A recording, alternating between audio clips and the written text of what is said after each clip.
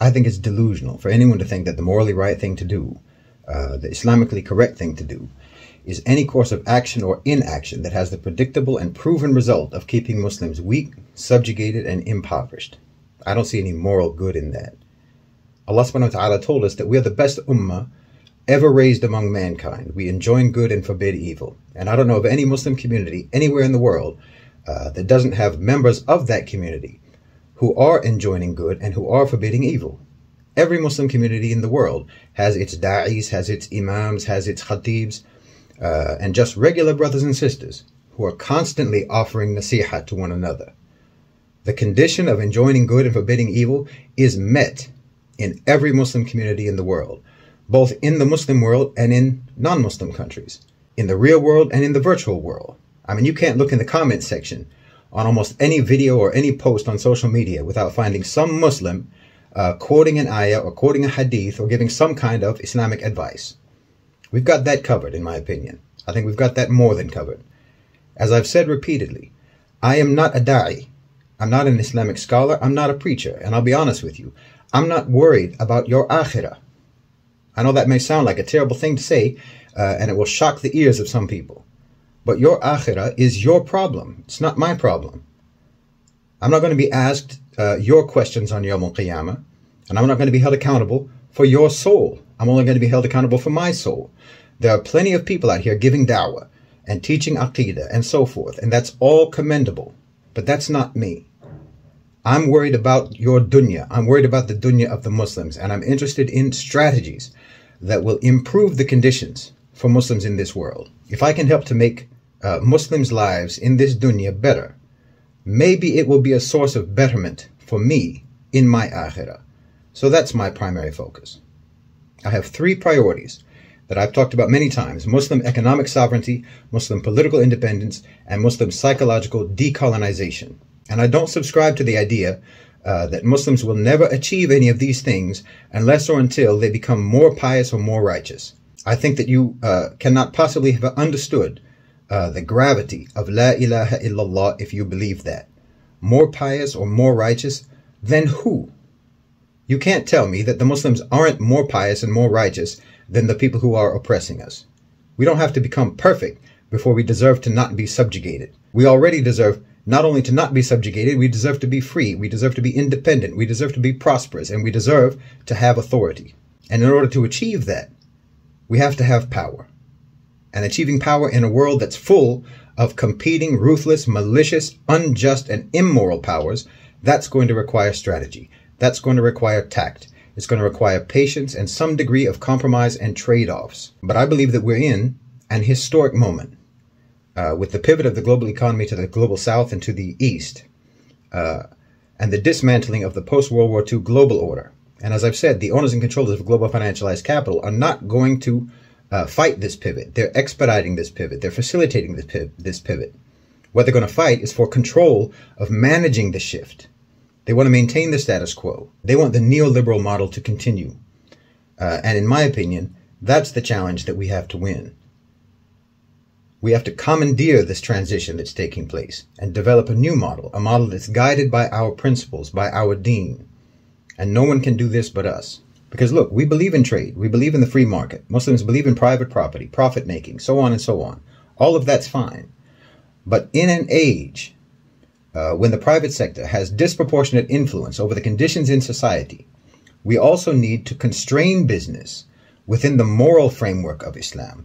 Business, the private sector, companies, corporations, and so on, and the societal impact of business must not overstep or undermine or interfere with the maqasid of the Sharia, the objectives of the Sharia.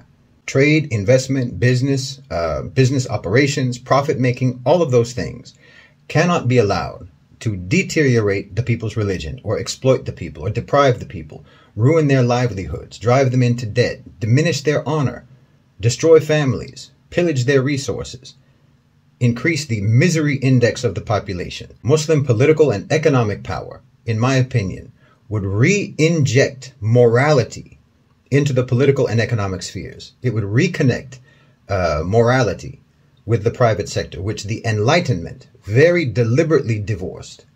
One of the real motives behind the separation of church and state was precisely to liberate business and profiteering from any form of codified morality. And there's no one who can correct that catastrophic blunder other than the Muslims. So yes, I am transparently and unapologetically interested in the dunya of the Muslims. And in my opinion, working to help Muslim states and Muslim economies to gain power, consolidate power, stabilize power, this is essential to protecting, defending, and spreading Islam. After Uthman bin Affan was murdered, the core dispute between Ali bin Abi Talib and Muawiyah was that Muawiyah wanted Ali to execute justice immediately for Uthman. But Ali understood that he needed to stabilize his own authority first. Muawiyah was morally right, but strategically wrong. Ali was strategically right and morally right, because he knew that his intention was to execute justice for Uthman, but to do so without creating more fitna and more insecurity and chaos. He had a longer-term view, and this is the way I look at things, or the way I try to look at things. Of course, every moment that the killers of Uthman walked free was distasteful and hated by Ali bin Abi Talib, but he was wise enough to know that he had to consolidate and strengthen his own position before he could act. He had to position himself securely to be able to take the necessary actions. And this is what I think the Muslims need to do today. We need to grow our power. We need to increase our leverage, consolidate and stabilize our positions, increase our spheres of influence, build our networks of solidarity, accumulate private sector power until we don't have to adhere to anyone else's economic model or anyone else's political program. And in my opinion, if you're against that, if you're obstructing that, if you are hindering that, or if you're belittling that type of endeavor, then you're not serious about Islam, and you're not serious about righteousness, and you're not serious about justice, because you are determined to keep the Muslims weak and subject and under the heel of the immoral owners and controllers of global financialized capital. And like I said, don't tell me what good is Muslim power if it's given to bad Muslims. Didn't we want the Byzantines to defeat the Persians? Why? Because at least they were people of the book. So don't tell me that you don't want to see any kind of Muslim succeed over the shaitanic, atheistic, nefs-worshipping owners and controllers of global financialized capital. Don't you dare tell me that you think that those people are better than even the worst of the Muslims, that those people have more right to control our affairs than a Muslim who maybe sins and does wrong day in, day out, but who testifies La ilaha illallah Muhammad Rasulullah. Of course he's better.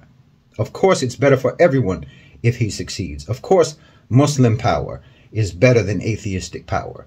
The worst Muslim, guilty of major sins, is going to be the one who gets saved from the hellfire by the intercession of Rasulullah sallallahu alaihi wasallam himself. So don't you try to tell me that you would rather have some Western oligarch having power over your country than him. I mean, you would throw a Muslim under the bus just over his sins, but you would welcome a non-Muslim despite his kufr. And you probably would try to justify that on the basis of al-wala wal-bara. Wallahi, that's insane. Religious critique and criticism is crucial, no doubt about it. This is the most unique aspect of how we approach the world as Muslims. And the fact that we are constantly reminding each other about Allah subhanahu wa ta'ala, about the halal and about the haram. This is precisely why we are the only ones who can reshape the economic and political order in a just and moral way. But just like Muawiyah, you should also understand that you may well understand the morality in any given situation, but not understand the strategy that is at play in that situation.